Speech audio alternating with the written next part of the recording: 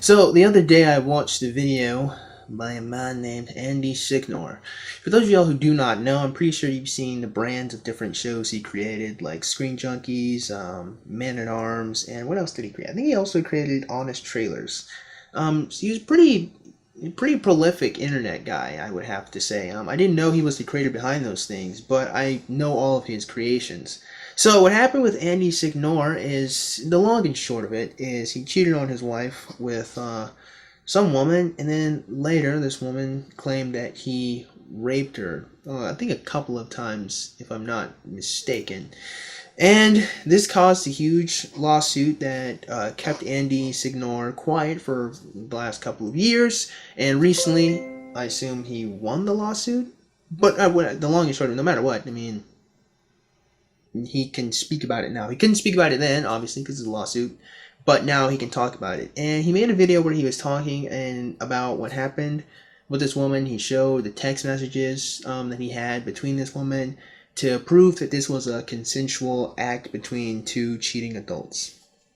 And Andy Signore had been called a rapist. Listen, if you've been on my channel for some period of time, you already know the whole rigmarole. You already know what happened. He got lambasted. The court of public opinion obliterated this man like Yugi Moto obliterated Seto Kaiba in the first episode of Yu-Gi-Oh! Like, we know what happened to him. Like, we get it, okay? So, here's the thing. Why am I making this video? I'm making this video because, one, I want to try to use my own experiences personally and show you guys and like scale it down and like show the viewers like this event where women are lying about men causing them harm happens to anybody, and it happens to a lot of young men, and it's not really taken seriously very often.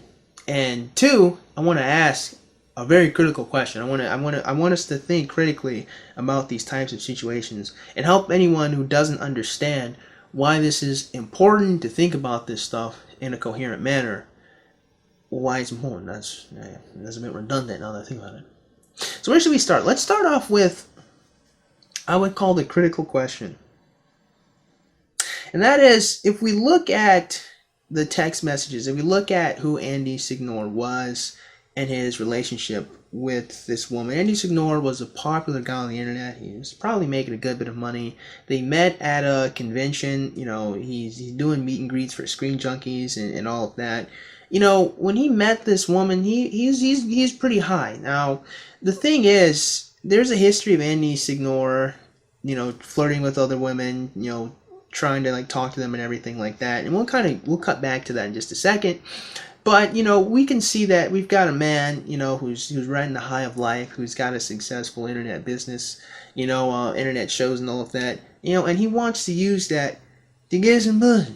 Let me really get just a little bit of that, you know. I don't know why I said it like that. And so that's what this relationship was. This relationship was a guy, you know, who created something. The woman was a fan of it.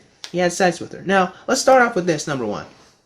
A lot of people don't like the fact that men with a lot of power use that power to have sex with women. And this is just insane to me. Because that was the whole point of getting the power.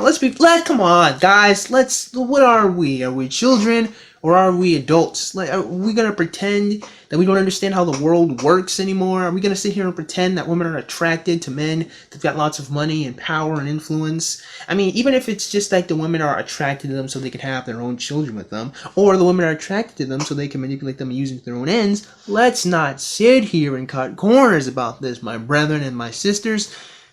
Women, a lot of the time, and it's not all women, I don't think it's all women, I'm sure it's not all women, but like in a general sense, a lot of women are attracted to men that got a lot of money and got a lot of power. That's just the long and short of it.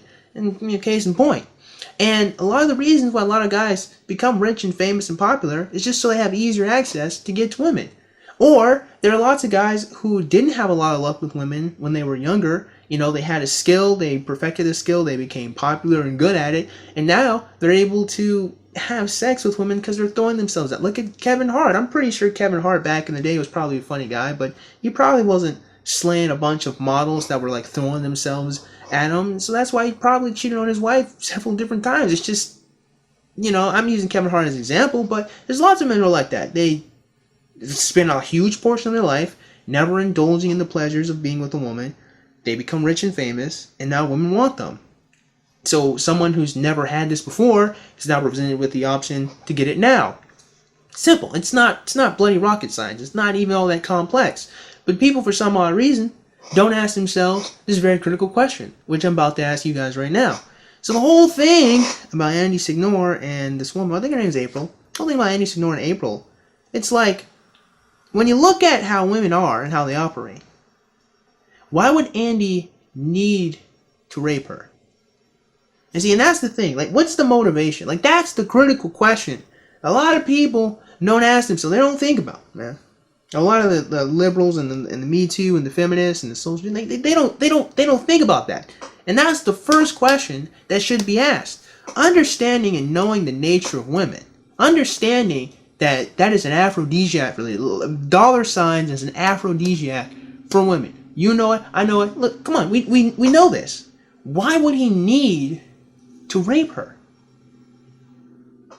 He wouldn't. And here's the thing. Like, let's be clear. Let's take a break from that to start talking about this and being fair and being reasonable. Right? Because the whole mantra of believe women is that they want to create a world where women feel more comfortable and safe speaking about their sexual assaults. Number one, this is not the way to go about it. Well, I can explain that in a second. But number two, this just has created an air where it's just very easy for women to lie and just pretend bad things have happened to them because they know there's going to be a social media firestorm backing them up. It's very easy to tell a lie because there's no shame in being a victim when all you see is the gain from it. But women who never go about talking about their experiences, and this happens for a lot of women who get raped and they never say anything, is because there's a lot of shame and embarrassment that comes from it. And you want to know something? It's a very reasonable and understandable shame because you got to take into consideration that if you're a woman and you've been raped, then that means there's a total loss of power, like over your body, over the situation, over everything that happened. You couldn't do anything. And I mean, I'm not just talking about like you got drunk and you don't remember what happened and you know the guy. I'm talking about like being forced to do something against your will as a woman is understandably terrifying. And I never want that to be lost on people. That should never be lost on people, but it really is. Mostly because of situations like this where April is using it to look like a victim rather than be one. That's shameful to a lot of women, to a lot of people in general. Like, that would be very embarrassing because you have to admit that you just could not fight. You couldn't do anything. You couldn't fight back. It's game over. They were strong. They imposed their will upon you. And just anyone with any degree of pride about themselves would not want to come to terms, would not want to put this in the public sphere and put this in the public area. I understand perfectly well why a lot of women don't want to come forward with their rape stories. Which is why, here's the next critical question. I got multiple ones. Why would then this woman would be brazen, or any woman in the whole Me Too thing, brazenly say, hey, look, I was sexually assaulted, I was raped. Knowing and understanding the shame that a lot of women have to go through and feel, isn't it a bit off that all of a sudden, randomly, out of nowhere, she finally realizes that she's got to throw this up on Twitter, throw this up on the internet, throw this up for the public eye to see? Come on. But we don't think about that stuff. Why? Because we have the whole, we gotta believe women thing. And here's the thing. If the woman is close to you, like, I'm gonna tell you guys this. I'm gonna be real with you guys, man. For as much as I talk, I don't really consider myself MGTOW or Red Pillow, but as much as I talk about these concepts, I'll be honest with you guys. When women that are close to me, or women I have conversations with, and they tell me that they have been raped, legitimately, I never disbelieve them. If any woman tells me in confidence or in private, or we're friends, she tells me a story, I've never once had a woman tell me directly she was sexually assaulted and or raped, and I thought to myself, really, nigga, you got raped. You give me some evidence, man. Show me the text messages, man. Show me the police report. Show me the rape kit. I've never done that. And it would be strange and unreasonable to quiz your friend or quiz someone you know and trust about this kind of stuff. Because, I mean, if you spend a good if she's your friend, you spend time with her, you know, it would be strange if you just didn't believe her, if you just thought it was all. Or maybe some people are just, you know, skeptical to just anything and everything. And if that's you, that's you, that's your person, that's your prerogative. But for the most part, when a friend told me something bad happened to her, I believe something bad happened to her, you know? So I'm not making this video to sit here and say if friends or family members, you know, come to you and they say that they've been assaulted. Now, even if it's like, it's not really, wouldn't be any different if this happened for men either. You know, in those situations, it makes perfect sense why you would believe them, because you trust them and you spent time with them, you know their character. But to some woman on the internet, my friends, my brothers, my sisters, that's when we have to be critical. When it's someone on the internet saying that they were sexually assaulted by a person that has no incentive to do so, it's like, hold on, wait a minute. Let's walk this one through. And the truth of the matter is, like, here's the thing. Andy Signore, like, he's not really the hero of this tale, you know, more than he's the victim. Like, he was cheating on his wife. Like, that's not good. That's not great at all. You know, no, like, that's awful. But that doesn't mean that the response then is to destroy his career and his livelihood with this whole rape allegation. That's not a fair. It's not reciprocal, in my opinion. You know what I mean? Like, he did do something wrong, but that doesn't mean you destroy his ability to just, like, function in society. That's a little too much. I say a little too much. That's a lot too much. But the point is, I'm not sitting here to say that Andy Signore is just a clean, virtuous human being. What I am trying to say here is that in these type of situations, when we see these high-profile men who have lots of money and power and influence, and we see these women having sex with them, we have to understand the motivations behind them. We have to understand that this is a lot different than some random homeless guy who's got nothing to lose attacked your friend Shirley. Like, if that happened to Shirley, you know, when she's going home from work, like, that makes sense. He's got nothing to lose. He's got everything to gain. If he goes to jail, then he's got shelter now. You know what I mean? If he can fight, well, then he's all right. Versus Andy, on the other hand, who's got multiple different businesses he created to lose, a family to lose, children to lose. Why would this man who's got all this to lose rape this woman April? You gotta ask yourself these critical questions. Because, I mean, let's be fair. Now, you're like, wait a minute. Well, what, if that's true, well, why would he cheat on his wife? He's on all this to lose. Well, here's the thing. Like, cheating, like, that's bad, but, you know, people are going to think you're a cheater, but they're not going to think you're a vile human being. Some people are like, well, maybe he's polyamorous and they can open their relationship. No, all that bullshit. You know, there's going to be people who are like, man. Rape, on the other hand, there ain't nobody that's going to be like, oh, you know, I think it's all right if you rape the occasional woman every now and then. Like, no one's going to be like that. So, for one, this is totally different. But for two, April had a boyfriend at the time when she was cheating with Andy. So, that's just mutually assured destruction, basically. When two people who are in a relationship cheat, you know, they normally feel safe and trust each other, because they're like, well, if you reveal what happened, you obliterate what happened with you. If I do it, I destroy what happened to me. It's mutually assured destruction. That's why, you know, when cheaters do that stuff, usually, even though they have a lot to lose, they feel comfortable or they feel safe, because it's like, okay, if I lose something, you lose something too. If you get that. But again, when it comes to these type of situations, it's like, again, it's like, this guy, you know, let's not pretend, again, that we live in a world where women don't throw themselves at men who are powerful and have a lot of money. You know what I mean? But here's the thing. And I'll end the video off with this. Because as much as this happens to men in high profiles, you know what I mean? We've got these high profile cases. We can scale it down. This happens to, like, regular men too. Okay? And this happened to me. Like, I didn't get any, like, I was a rapist, but I was a stalker. So it was pretty close. And like, I know, like, the rage and the anger that, like, Andy feels, because I felt that too, especially. And here's the thing, I think I felt it more because I didn't do anything wrong. You know what I mean? Like, I tried to be this girl's friend. I told this whole story a little while back ago on my channel. I tried to be this girl's friend. You know what I mean? I tried to be there for her and help her out. And for no reason I can figure, for no reason I can tell, she lied and told a bunch of people I was stalking her. Like, it wasn't like I would hear the whispers in the hallways, or like in the green pastures where I'd be walking by, where some people would, like, mention, like, what happened between me and this girl. You know what I mean? Or one of my acting partners, one of my acting classes, heard about what happened. There's another girl. I mean, there's a whole bunch of different like whispers and whatnot. So what the girl did, she did deliberately with intent. This wasn't like she misconstrued, how I felt about her. She assumed I wanted to date her when I didn't. It was bold-faced lies.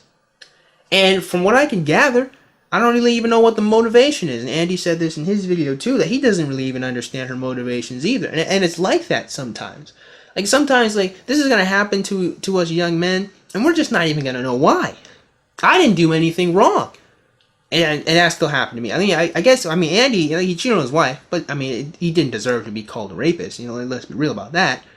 But at least he did something incorrect. He did something wrong. I didn't do anything wrong. There's a lot of men who don't harm these women, who are just living their life and going from point A to point B, and they've got to deal with these false allegations. We got to deal with being called stalkers or being called rapists, and it destroys our reputation. And we just don't have the money to fight back. We just don't have the social network to just destroy it. And even then, even to this day, Andy Signore can show you the Carfax, or the Horfax rather. He can show you all of the receipts. He can show you everything was consensual and fine, and people are still going to keep on. He is, like, for example, let's talk about Brock Turner, right? Now, you're probably going to think that this is a wild, crazy thing, but you got to be real about this one, right? If you actually look at the case of what happened with Brock Turner, one, he didn't rape the girl. He digitally penetrated her. Like, he was fingering her. He was trying to make her, turn on so he could have sex with her, but he didn't. We look at point number two, like the girl left with him. They left together, so it wasn't like he just scooped her up off the street and like, let me go to this dumpster. You know what I mean? It was a lot more complex and nuanced than simply, a rapist got off scot. He didn't even have sex with her, But the truth of that case is never going to get into the collective consciousness, because now it's Brock Turner as a rapist. We hate him. And it's going to be the same thing with Andy Signore, who consensually had sex with this woman. But again, like, the lie is going to spread like wildfire, and the truth is going to have to grow like an acorn, like an oak tree, put in the green pasture somewhere off yonder. You know what I mean? It's probably a bad analogy, but you guys get my point. The point is, when your reputation gets destroyed like that, man, like, the truth is just, it's not going to be a good enough antidote. Well, truth is always a good antidote, but it's not going to hit as many people, and people are still going to believe something bad happened to April anyway, because they're on this whole believe women thing. At the end of the day, this video is about this, man. This video is to accomplish two things. One, we gotta think critically about these high-profile cases. We gotta be real about it. And that is, men with money and power are attracted to women. Some of these men might be vile. They might be arrogant. They might be nasty. They might not care about women's consent and all of that. But we gotta be honest with ourselves here and say, we cannot pretend that women are not attracted to those kinds of men. We cannot act like that's not the case. We cannot pretend that women don't want to be with men like that. So, and it's general. It's not all women. It's general. But we can't pretend that that's not the case. That's number one. So we have to think critically when we see these men who've got all this money and got all this power dealing with these women who are attracted to them.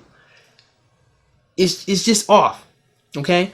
Number two, I'm not saying that you don't disbelieve women who are close in your life. That's just unreasonable. That doesn't make any sense. She could still be lying. Don't get me wrong. She could still be a manipulator.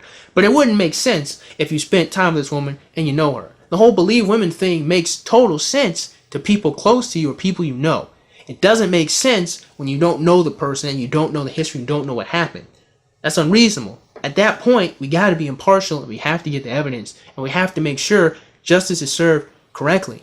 And point number three, the whole false allegation to any man is a huge destroyer of your social reputation in your life and even your ability to get jobs. And it is not something that should be toyed around or played with or skirted around, or we should not act or pretend like this doesn't have a huge reaching ramifications, not only just to their social network, but psychologically to what that does to a man to be called a rapist and told that he's evil and horrible and vile when he hasn't done anything wrong. I think that's also another very important thing we have to look at. This doesn't just happen to men who have a lot of money who can fight this back and take the shot and be fine. This happens to men who can't take the shot and will never be the same again. This shit is real, it's serious, and we have to take it seriously. We have to be real about it. Siri, chill out, man. Goodness gracious, man. I say serious and Siri activates. So with that being said, man, I just hope you guys got something out of today's video. If you did, man, go ahead and click the like button. Yeah, shoot, go and click that subscribe button. Comment in the comment box below. As always, you guys have yourselves a great day. I'll see you cool cats soon. Adios.